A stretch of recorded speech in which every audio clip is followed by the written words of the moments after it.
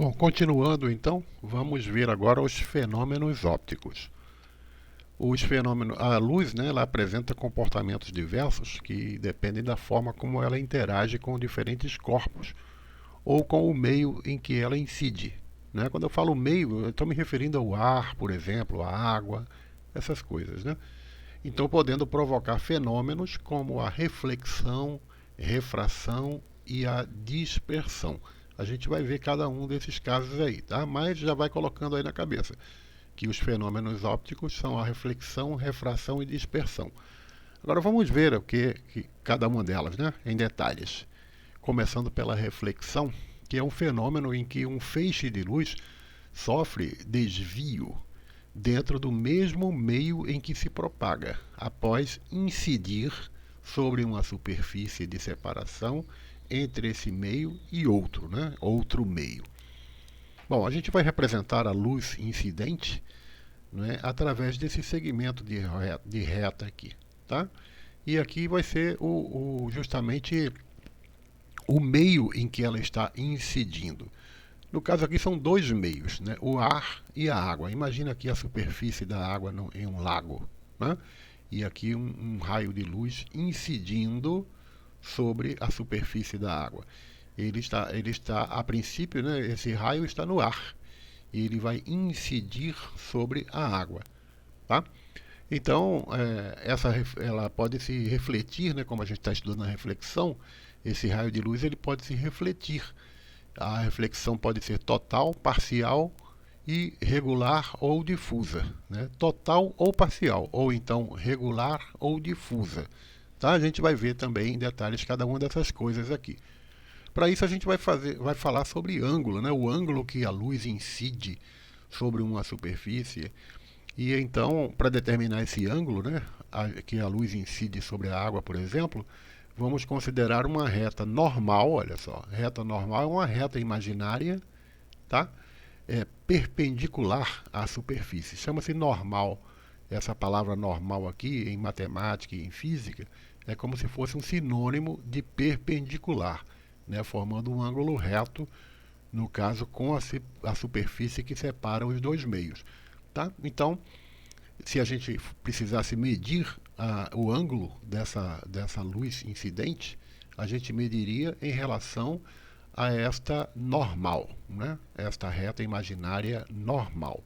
Tá? A gente vai ver bem como é que se faz isso. Por exemplo, para estudar a reflexão parcial e a reflexão total. Né? Quando o raio de luz atinge a superfície que separa o meio 1 e o meio 2, podem acontecer duas coisas. Ou a reflexão vai ser parcial, ou a reflexão vai ser total. Né? Então, reflexão parcial. Parte do raio de luz incidente retorna para o meio 1, né? Ou seja, ela bate aqui e reflete, né? Enquanto que a outra parte entra no meio 2. Né? É chamado de refração. É como se o meio 2, esse aqui, né, ele absorvesse uma parte do raio incidente. Né? Uma parte se reflete e a outra parte é refratado. Né? Raio refratado, esse que entra no meio 2. Tá? Isso é reflexão parcial, quando isso acontece. Tá? Agora, a reflexão total não. Todo o raio de luz retorna para o meio 1. Tá? Não acontece a refração. Então, a luz incidente atinge, né, a superfície do meio, a divisão entre o meio 1 e o meio 2, e então é refletida totalmente, tá? Formando inclusive esse ângulo, né? O ângulo de incidência, que está representado aqui por θi, né, o ângulo inicial, digamos assim, e o ângulo de reflexão, às vezes é chamado de θr ou θf, que é o ângulo final. Né? Então ela bateu, refletiu. Tá? Então veja, o raio de luz incidente, o refletido e a normal estão contidos no mesmo plano, né? No gráfico. Estão todos na parte de cima. Aqui não, uma parte dele atingia o meio 2. E aqui ele é totalmente refletido. Tá? O raio de luz refletido apresenta ângulo de reflexão, θr, igual ao de ângulo de incidência, que é o θi. Né? Bom, Fenômenos ópticos de reflexão têm aplicações também, né? Todos eles têm aplicações técnicas, né? No caso, um exemplo clássico é o da fibra óptica, né? Na fibra óptica, inclusive, olha só, é possível dentro de uma fibra, isso aqui é um esquema, né? O raio de luz ele vai se refletindo, tá? Nas paredes, vamos chamar assim, né? As camadas refletoras da fibra óptica, né? E vai se refletindo, vai fazendo diversas reflexões, olha, tá? Até atingir o outro lado. Inclusive é possível você transmitir dentro de uma mesma fibra óptica, você transmitir mais de um raio de luz, né? Desde que eles tenham ângulos diferentes, né? O ângulo de incidência aqui, olha, vermelho é diferente desse azul. Aí ele vai se refletindo e eles não vão se confundir até chegar do outro lado da fibra, né? Dentro de um cabo de fibra óptica é possível ter várias fibras, né? Várias fibras, cada uma transmitindo informações diferentes. Geralmente usado muito na internet. Tá? Então tem aqui um esquema de como é que é composto isso. Ele tem uma camada, a camada que reflete a luz que viaja pela fibra, essa camada aqui, né? Aqui está a fibra propriamente dita, tá? Bom, os filamentos, né, são chamados filamentos da fibra óptica, tá? E a luz vai viajando lá dentro, não importa, mesmo que faça curva, não importa, ele consegue, né, e se transmitir até chegar do outro lado, tá bom? Bom, agora sobre regular e difusa, né? A reflexão regular e a reflexão difusa. Esse exemplo que a gente estava vendo agora, né? Foi inicialmente, trata-se de uma reflexão regular, né? A reflexão regular faz com que os raios incidentes sejam refletidos paralelamente entre si e a luz seja refletida ordenadamente, né? Então, esse feixe de raios paralelos atingem a superfície aqui e são refletidos também paralelamente, né? Então, isso é chamado de reflexão regular. Tá? E quando a superfície é irregular, olha só, essa superfície aqui é bem lisa, bem polida. Essa aqui não, essa aqui tem irregularidades. Aí, nesse caso, né, os raios incidem paralelamente entre si. Na hora que eles chegam, eles estão paralelos, mas eles são refletidos, né, de forma desordenada, em direções diferentes. Tá? Como é que isso a gente verifica na prática, né? Por exemplo, no caso da reflexão regular, por exemplo, aqui essa foto, dá para a gente perceber bem isso, né? Um lago tranquilo pode assumir uma forma espelhada, ela forma tipo um espelho, né? Os raios das luzes refletidas pelos objetos, as árvores, a montanha e tal, elas atingem a superfície do lago paralelamente e são refletidas também paralelamente em direção aos nossos olhos. Aí o que, que a gente, né? A gente tem essa ilusão aqui de que tem uma cópia, né, da paisagem, só que invertida aqui na superfície, que às vezes é chamada de espelho d'água, justamente por isso, por esse efeito de espelho que ele causa. Tá? Então isso é chamado de reflexão regular. Agora, quando a superfície refletora ela é irregular ou rugosa, a luz então é refletida de modo desordenado, fazendo com que não seja possível visualizar uma imagem refletida, mas sim o próprio objeto sobre o qual a luz incide. É isso, inclusive, que permite que a gente enxergue os objetos, né? Esse tipo de reflexão é chamada de reflexão difusa. Tá? A outra é a reflexão regular. Essa aqui é a reflexão difusa. É importante esclarecer que a reflexão difusa não indica que o objeto reflete pouca luz. Não é isso, né? O que caracteriza esse tipo de reflexão é a desordem nas direções dos raios de luz refletidos. Tá? Isso permite, inclusive, que a gente não só enxergue os objetos, mas que também tenha aquela noção de profundidade, né? Saber quem está mais próximo, quem está mais distante, justamente por esta capacidade que ela tem, né? No caso, por exemplo, aqui está dando mesmo uma superfície de madeira polida, ela reflete os raios de luz, mas forma imagens pouco nítidas, pois a reflexão dos raios é difusa. Aí a gente percebe claramente aqui, né? Agora, quanto mais lisa, tem uma parte, né, que se reflete de forma direta e a gente consegue até ver um reflexo aqui, aqui embaixo, aqui nesse caso do piso, que o piso está bem polido, tá? Bom, Refração da luz, né? É o fenômeno que ocorre quando um raio de luz, ao passar de um meio para o outro, sofre variação na sua velocidade. Tá? Então, cada meio, o ar, o óleo, a água, tá? Ele tem um índice de refração, a gente vai ver daqui a pouco. Tá?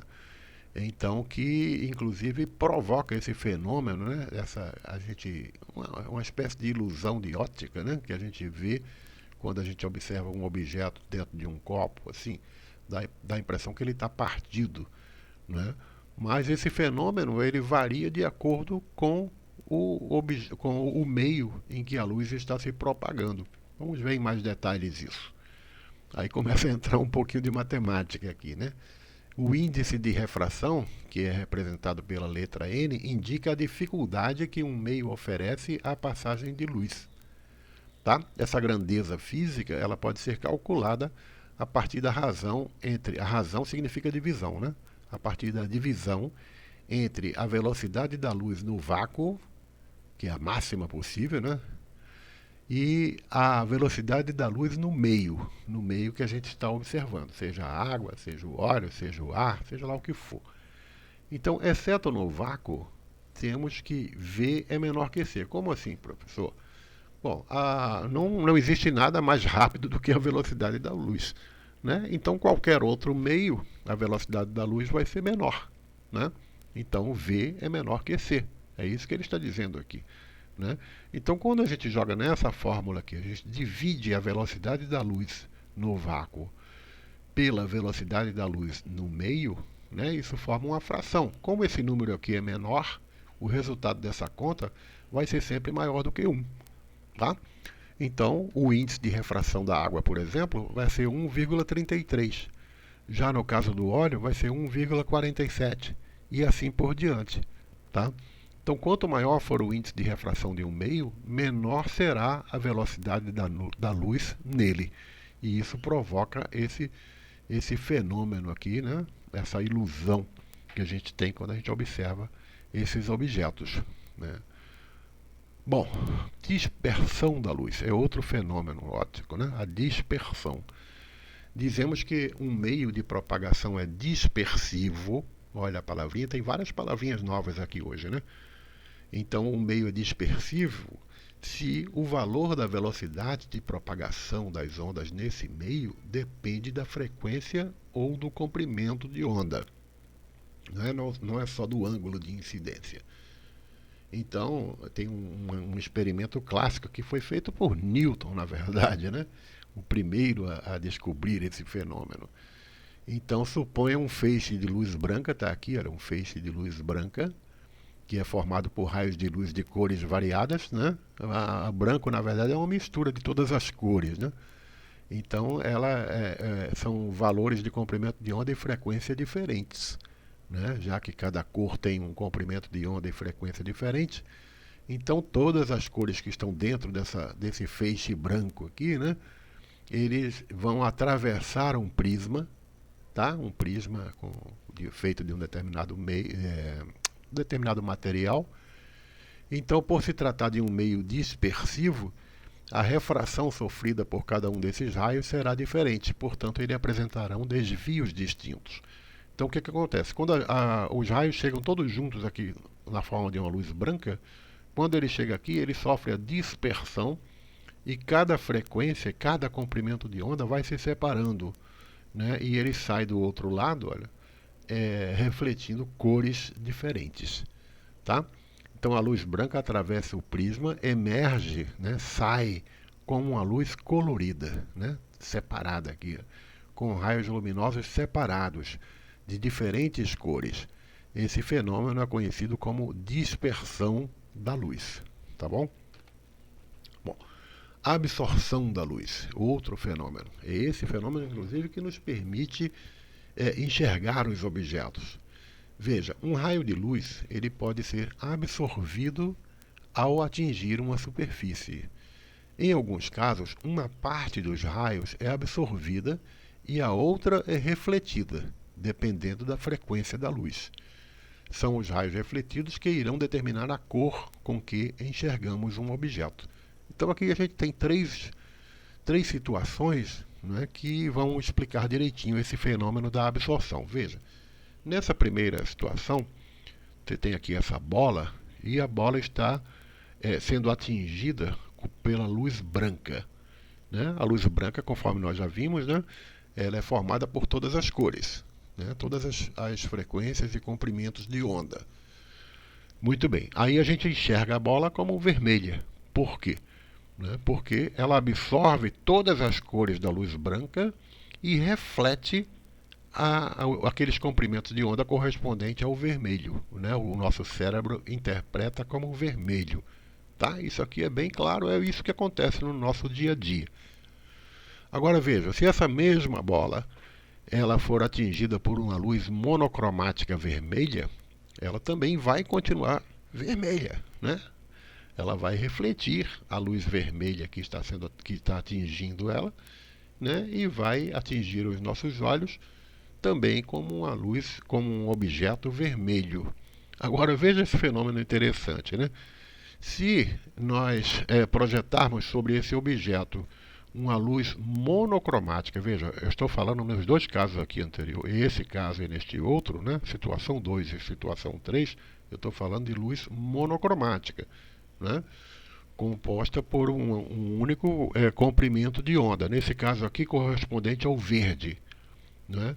Então, o que vai acontecer? Ela não vai refletir, né, nenhuma, já que esse objeto aqui não vai refletir a luz verde, e muito menos as outras cores, porque ela não está recebendo outras cores. Então, essa mesma bola a gente vai ver como se ela fosse preta. Tá? Interessante isso, né?